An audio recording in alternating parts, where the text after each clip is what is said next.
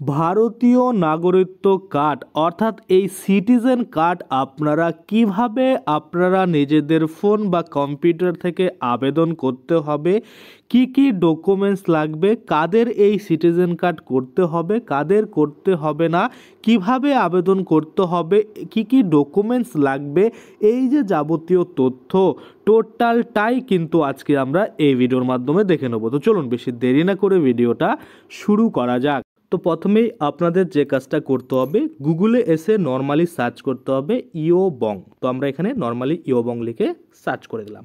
Search করার পরে আপনারা প্রথমেই দেখতে পাবেন iobong.in, এই যে পোর্টালের লিঙ্ক চলে আসবে, এখানে আপনারা ক্লিক করে দেবেন। ক্লিক করতেই হোম পেজ খুলে যাবে। আপনারা চাইলে নিচ থেকে এরকম খুঁজে বের করতে পারেন যে সিটিজেন কার্ডের যে পোস্ট রয়েছে সেটা। তাছাড়া আপনার যে ট্রেন্ডিং খবর রয়েছে এখানে ক্লিক করে সরাসরি কিন্তু ওই নিউজটা খুঁজে পেতে পারেন। এই ট্রেন্ডিংয়ের উপর আমরা ক্লিক করলাম, দেখুন এখানে কিন্তু চলে আসছে সিটিজেন কার্ড ইন ইন্ডিয়া 2025, ভারতে চালু হচ্ছে সিটিজেন কার্ড। কিভাবে আবেদন করবেন সেটা বিস্তারিত এখানে বলা রয়েছে। আপনারা চাইলে এই ব্যানারের উপরে ক্লিক করতে পারেন বা এই যে রিড মোর অপশন দিয়েছে এখানেও কিন্তু ক্লিক করতে পারেন। ক্লিক করে দিলাম। এবার দেখুন ক্লিক করে দেওয়ার পরে নিচে আমরা যাব, একটু জুম করে আপনাদের সুবিধার্থে এখানে আমি বোঝানোর চেষ্টা করব কি কি কিন্তু বলা হয়েছে। আপনারা যদি দেখেন, বর্তমানে প্রত্যেকটা ভারতীয় নাগরিকের জীবনেই আধার কার্ড এবং ভোটার কার্ডের গুরুত্ব অপরিসীম। যে কোনো সরকারি ও বেসরকারি প্রতিটি ক্ষেত্রেই এই দুটি নথি ব্যবহার করাটা আবশ্যক হয়ে গিয়েছে নিজেদের পরিচয় ও নাগরিকত্বের প্রমাণপত্র হিসাবে। কিন্তু আধার কার্ড শুধুমাত্র ব্যক্তির পরিচয়ের প্রমাণ বহন করে, নাগরিকত্বের নয়।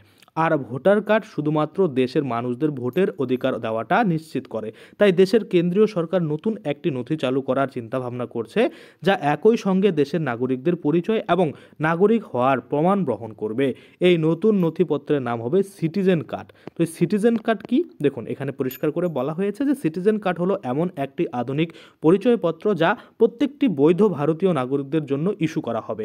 এখানে একটি ইউনিক নম্বর থাকবে যা একজন সাধারণ ব্যক্তির পরিচয় ও নাগরিকত্ব উভয়ের প্রমাণ কিন্তু দেবে। তারপরে আমরা যদি দেখি সিটিজেন কার্ডের মূল উদ্দেশ্য কি, এক নম্বরে বলেছে জাতীয় নিরাপত্তা আইন ব্যবস্থাকে সুরক্ষিত করা, দ্বিতীয়ত বলেছে যাদের এই কার্ড থাকবে না তাদের অবৈধ নাগরিক হিসাবে চিহ্নিত করা, এবং তৃতীয়ত বলেছে নাগরিকত্ব নিয়ে আইন সংক্রান্ত জটিলতা দূরীকরণ করা যাবে, এবং চতুর্থত যদি আমরা দেখি বলেছে যে কোনো সরকারি তথ্য সংরক্ষণ ও ব্যবস্থাপনা আরও সহজ করা হবে। সরকারের মতে এই সিস্টেমটির মাধ্যমে জাতীয় নিরাপত্তা আইন আরও জোরদার করতে হবে এবং এর পাশাপাশি অভ্যন্তরীণ প্রশাসনকে কিন্তু আরও মজবুত করতে সাহায্য করবে এই নতুন নিয়ম। আপনারা দেখতে পাচ্ছেন এখানে হোয়াটসঅ্যাপ আর টেলিগ্রাম গ্রুপ রয়েছে, চাইলে ফ্রি একদম এখানে জয়েন করতে পারেন। যখনই দুয়ারে সরকার হয় তখন কিন্তু নানা রকম ফর্ম অনেকে ভুল ফিল আপ করে জমা দিয়ে দেন, সেজন্য টাকা পান না, যে ভাতার জন্য দেন বা লক্ষ্যের ভাণ্ডারের জন্য দেন বা রেকর্ডের জন্য দেন। তো সঠিকভাবে এই ফর্ম ফিল আপগুলো আমরা এই গ্রুপে দেখিয়ে থাকি, পিডিএফ ফর্মগুলো প্রোভাইড করে থাকি, আরও কী কী কোন ডকুমেন্টস কোন ফর্মের সাথে জমা করতে হবে এই যাবতীয় তথ্য কিন্তু এগুলোতে আমরা দিয়ে থাকি। অবশ্যই জয়েন করে কিন্তু আপনারা একদম এই গ্রুপের সাথে অ্যাক্টিভ থাকতে পারেন, সেক্ষেত্রে আপনারা প্রতিনিয়ত আপডেট কিন্তু পেতে থাকবেন। আশা করি আপনারা বুঝতে পারছেন, কোনো রকম টাকা লাগবে না, বিনামূল্যে আপনারা এই জয়েন নাওতে ক্লিক করে জয়েন হতে পারেন। দেখুন সিটিজেন কার্ডের প্রয়োজনীয়তা কি, এক নম্বরে বলছে পরিচয় ও নাগরিকত্বের সমন্বয়। বর্তমান সময়ে পরিচয়পত্র এবং নাগরিকদের প্রমাণপত্র আলাদা আলাদা রয়েছে, কিন্তু এই সিটিজেন কার্ড এই দুই প্রমাণপত্র একত্রিত করা হবে, যা প্রশাসনিক প্রক্রিয়াকে আরও সহজ করে তুলবে। দ্বিতীয়ত আমরা যদি দেখি অবৈধ নাগরিকদের শনাক্তকরণ, ভারতে অবৈধভাবে বসবাসকারী লোকদের চিহ্নিত করাটা বর্তমান সময়ে অনেকটা গুরুত্বপূর্ণ হয়ে উঠেছে। কেন্দ্র সরকারের এই সিটিজেন কার্ডের মাধ্যমে এই চ্যালেঞ্জটি মোকাবেলা করা সম্ভব হয়ে উঠবে বলে জানানো হয়েছে। এখানে দেখুন এখানে জাতীয় নিরাপত্তা তৃতীয়ত বলেছে যে দেশের নিরাপত্তা ব্যবস্থা সুরক্ষিত রাখতে কেন্দ্রীয় সরকারের জন্য দেশের সঠিক নাগরিকত্বের তথ্য থাকাটা অত্যন্ত জরুরি রয়েছে। সিটিজেন কার্ড সেই কাজটি অনেকটা সহজ করে তুলবে বলে মনে করেছে।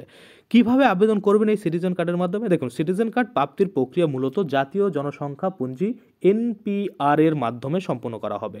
এক নম্বরে বলছে এনপিআর আপডেটের সময় দেশের নাগরিকদের ব্যক্তিগত ও পারিবারিক তথ্য সংগ্রহ করা হবে, এবং দ্বিতীয়ত বলেছে তথ্য যাচাই, দেশের নাগরিকদের থেকে প্রাপ্ত তথ্য যাচাইয়ের পর বৈধ নাগরিকদের ইউনিক সিটিজেন নম্বর দেওয়া হবে, এবং তৃতীয়ত সিটিজেন কার্ড ইস্যু, যাচাই করা তথ্যের ভিত্তিতে ইস্যু করা হবে এই সিটিজেন কার্ড।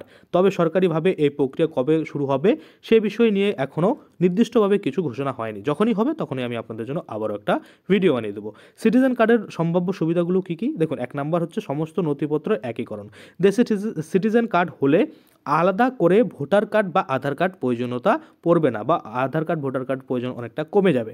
এবং দ্বিতীয়ত যদি আমরা দেখি সরকারি কাজের সহজতা, দেশের নাগরিকদের তথ্য এক জায়গায় সংরক্ষণ হওয়ায় সরকারি প্রকল্প ও পরিষেবা ব্যবস্থায় সুবিধা পাওয়া কিন্তু অনেকটাই সহজ হয়ে উঠবে। তৃতীয়ত অবৈধ বসবাসকারী ও ভুয়ো পরিচয় নিয়ে যারা এখনও বসবাস করছে, যাদের কাছে বৈধ সিটিজেন কার্ড থাকবে না, তাদের কিন্তু অবৈধ বলে চিহ্নিত করা খুব সহজ হবে।